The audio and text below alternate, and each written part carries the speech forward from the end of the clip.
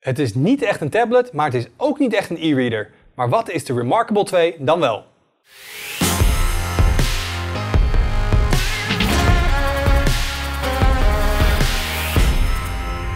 Het begon al als een crowdfunding project van een bedrijf uit Noorwegen, de Remarkable 1. Een soort hybride tussen een tablet en een e-reader. Nou, er is inmiddels een nieuwe versie uit, de Remarkable 2, Erik. Wij hebben hem hier liggen. En ik vroeg het net aan het begin eigenlijk al, wat is het? Ja, want ze noemen het zelf een paper tablet. En ik denk dat dat het wel een klein beetje weggeeft. Het ziet eruit als een tablet qua formaat, maar het heeft een e-ink scherm, dus een elektronisch papierscherm.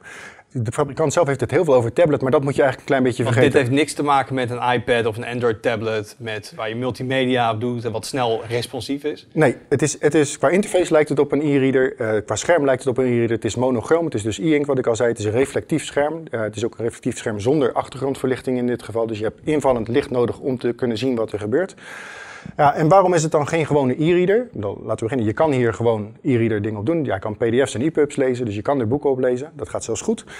Maar dit is eigenlijk een apparaat wat bedoeld is voor mensen die graag op papier werken. Dus die graag aantekeningen maken, die graag schetsen, die bijvoorbeeld zelfs ook documenten van aantekeningen voorzien. Maar dat ook digitaal willen kunnen doen. Dus het is een apparaat wat een beetje de brug probeert te zijn tussen de analoge en de digitale wereld. Ja, vandaar dus ook die stylus. Die er voor mij niet standaard bij zit. Nee, die moet je loskopen. Die hebben we erin daarbij. Nou, dan komen we zo meteen vast nog even op de prijs terug. Als we denken stylus, er is natuurlijk best wel veel ontwikkeling in geweest de laatste jaren. We hebben natuurlijk al jarenlang pennetjes bij Galaxy Notes. Daar gaan ze nu ook misschien wel meer telefoons mee uitrusten. Apple doet steeds op de iPads nu veel meer pennetjes. Ik heb heel veel goede, maar ook heel veel slechte styli gebruikt. Waar valt deze op het spectrum? Dit is een goede stylus. Ja, het is een prettige stylus. Hij heeft ruim 4000 verschillende drukniveaus. Dus naarmate je harder drukt, registreert hij dat ook. Het ligt eraan welke pen, dus welke digitale brush je gebruikt, wat het effect daarvan is. En hij herkent niet alleen druk, maar ook hoe schuin je hem houdt. Dus ook weer afhankelijk van de brush die je gebruikt, zie je verschillen of je hem recht op het scherm drukt of onder een hoek. Dat werkt goed. En wat ook goed is, en dat is een van de grote verbeteringen van de Remarkable 2 ten opzichte van de Remarkable 1, is de responstijd van het scherm. E-ink is normaal echt traag. Nu is dit scherm 21 milliseconden. Nou, als we het over bijvoorbeeld gaming monitoren hebben, dan denk je dat is super traag. Maar voor e-ink is het dus heel erg snel. En in de praktijk is het ook snel genoeg om prettig te kunnen tekenen en schrijven. Ja, want we kennen soms van een slechte stylus implementatie. Dan ben je hier al met je stylus, maar dan zit je lijntje nog daar. Dan zie je hem echt erachteraan gaan. Ja. Zit dat nu echt op elkaar met die 21 milliseconden? Ja, tenzij je echt heel snel schrijft of snelle strepen zet, is het meer dan snel genoeg. Want het is belangrijk inderdaad dat wat je ziet, dat klopt met wat je doet. Want anders snap je hersenen het niet meer en is het heel lastig om goed te schrijven of tekenen. Nou, dat disconnect is er niet. Het voelt en het ziet eruit alsof het gewoon real-time is wat je op het scherm doet. Ja, ik zat nog even op de website van de maker, die voor mij ook weer Remarkable heet, te kijken. En die blazen nog hoog van de toren over, het is ongeveer het dichtste wat je bij papier gaat komen. En nou, we weten allemaal, op papier schrijven, dat heeft textuur, dat heeft vezels, is iets heel erg anders dan op glas schrijven, want dat is vaak glad. Is dat ook echt zo? Voelt dit anders dan bijvoorbeeld een stylus op een iPad? Ja, heel anders. Want het is dus geen standaard glazen voorkant wat erop zit. Het is ook echt een voorkant. De laag van het scherm, de voorlaag, heeft textuur. Dus dat voel je ook door je pennetje terug. Het is zelfs zo dat de pentips zijn verwisselbaar. En die schijnen ook echt te slijten. Dus we hebben dit apparaat pas kort in gebruik, dus daar kunnen we weinig over zeggen. Maar door de textuur, je voelt de textuur echt door je pen terug. En dat is dus geen digitaal trucje. Dat is echt gewoon iets wat je echt voelt. Oké, dus dat is wel even iets anders dan je standaard tabletscherm of Het is heel anders dan over een glad normaal touchscreen. Ja, nou even dan naar het scherm. Laten we even de specs erbij pakken. Het is redelijk groot voor mij als je het als e-reader zou bekijken. Ja, 10,3 inch. En het heeft ook een hoge resolutie. En ook daardoor dus een relatief hoge pixeldichtheid. Het is 227 pixels per inch. En dat betekent dus dat je op zo'n groot scherm ook lekker kleine tekst kan weergeven, wat dan toch nog prettig leest. En dat is bijvoorbeeld, als je hem als e-book gebruikt, is dat fijn. Maar ook als je dus documenten proofread of daar aantekeningen op wil maken. Er past gewoon lekker veel in beeld en toch blijft er detail zichtbaar. Wat me in die speclijst opvalt, als ik kijk naar de bestandsformaten die het ondersteunt, dat zijn er 3. PDF, EPUB en Adobe EPUB, dat houdt niet over. Nee, je kan de EPUBs en PDF's heen sturen. Je kan geen Word-documenten. Wat ook niet ondersteund wordt, en dat is als e-reader echt een nadeel, vind ik, is dus dat ook bijvoorbeeld Adobe DRM wordt niet ondersteund. Geen enkele DRM-vorm wordt ondersteund.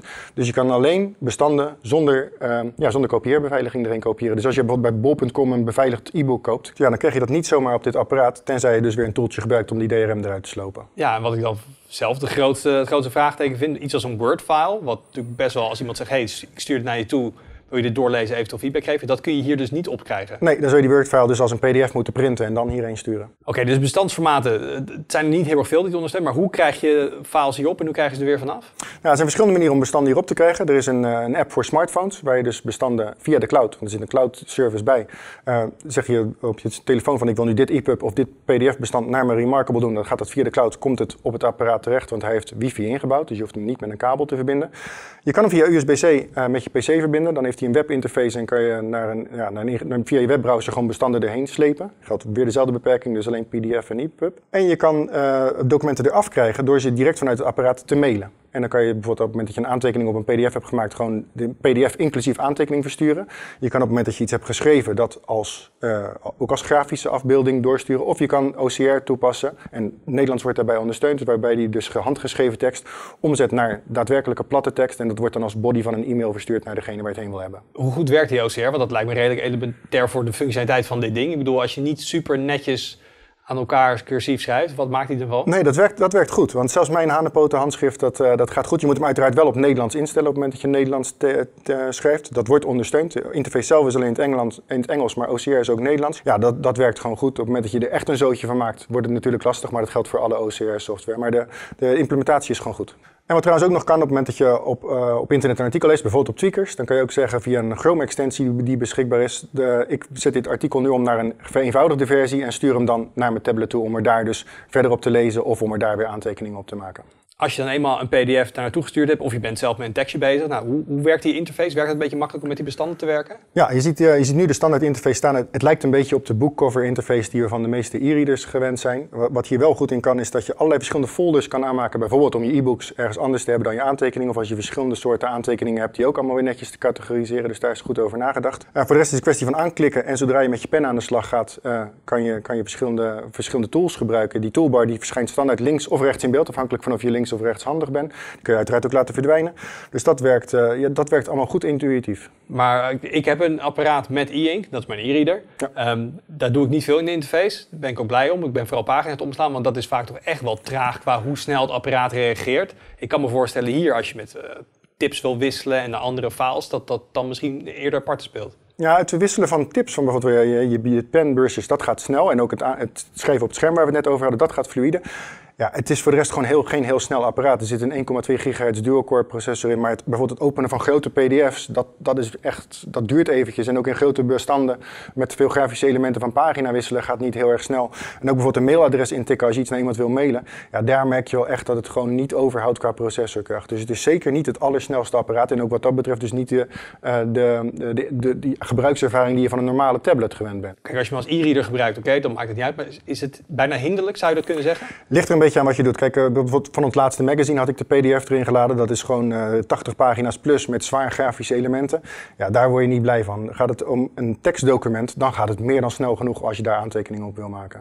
Je zei net, je kan e-mailen als je een bestand bij iemand wil krijgen. Kan je dat ook op een andere manier doen? Zou je een gedeelde Dropbox folder of zo kunnen zinken? Nee, dat zit er momenteel nog niet in en dat vind ik ook wel echt een nadeel. Want mensen die graag aantekeningen maken, dat zijn over het algemeen ook mensen die daar al apps voor gebruiken. Bijvoorbeeld een Evernote of dat soort software. Daar is geen enkele link mee te maken. Het is wat dat betreft best wel een eigen ecosysteem wat ze hebben bedacht. En de enige mogelijkheid... Het lijkt mij het eerste waar je aan zou denken ongeveer. Want mensen inderdaad, mensen hebben al cloud sharing diensten, mensen hebben al notitie-apps. Ja, nee. Ze hebben dus een eigen cloud om eigenlijk gewoon tussen je smartphone en het apparaat bestanden te kunnen delen. Maar om het ook naar derden door te sturen of integratie met andere apps zit er gewoon niet in op dit moment. En dat is afhankelijk van hoe je nu al aantekeningen maakt, kan dat toch ook echt een nadeel zijn. Klinkt als een gemiste kans. Ja, en wellicht iets wat ze nog wel, want het is puur software, dus wellicht iets wat de fabrikant nog kan toevoegen in de toekomst. Wij hebben dit model geleend van een tweaker, van iemand uit de community. Jerry, heel veel dank daarvoor dat we een tijdje hier mochten hebben. Maar als iemand dit ding nou toch denkt, dit past precies bij mij in die niche use case, hoe kom je aan dit ding? Nou, je kan niet gewoon bij winkels in Nederland kopen, je kan hem alleen op remarkable.com, dus bij de fabrikant zelf kopen.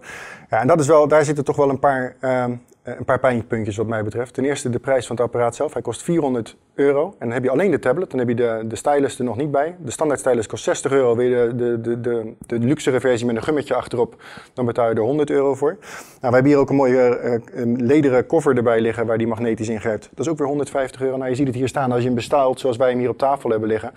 hebben we het over €650 bijna. Dat is natuurlijk echt veel geld. Voor een heel mooi digitaal notitieblok. Ja, en daar komt dus bij dat hij wordt in batches gemaakt. Wij nemen dit nu op vlak voor kerst. Je ziet hier dat batch 11 is net geshipped. Ze zijn nu batch 12 en 13 is uitverkocht. En als je hem nu dus koopt, nogmaals net voor kerst, dan krijg je hem dus uit batch 14 en die wordt ergens in januari geleverd. Dus hou rekening met een dikke maand levertijd als je hem wil hebben. Je moet er dus redelijk wat geld voor over hebben. Je moet ook nog eens op willen wachten. En wie denk je dat dat allemaal gaat doen? Voor wie is dit ding nou uiteindelijk? Ja, ik vind dat dan lastig, want je moet dus heel graag inderdaad dingen willen tekenen of willen schrijven of aantekeningen willen maken en dat ook digitaal willen kunnen gebruiken. Of je moet dus inderdaad een e-reader met een heel groot scherm willen met een hoge resolutie, want dat is het dus ook. Alleen dus wel met die beperkingen van geen DRM.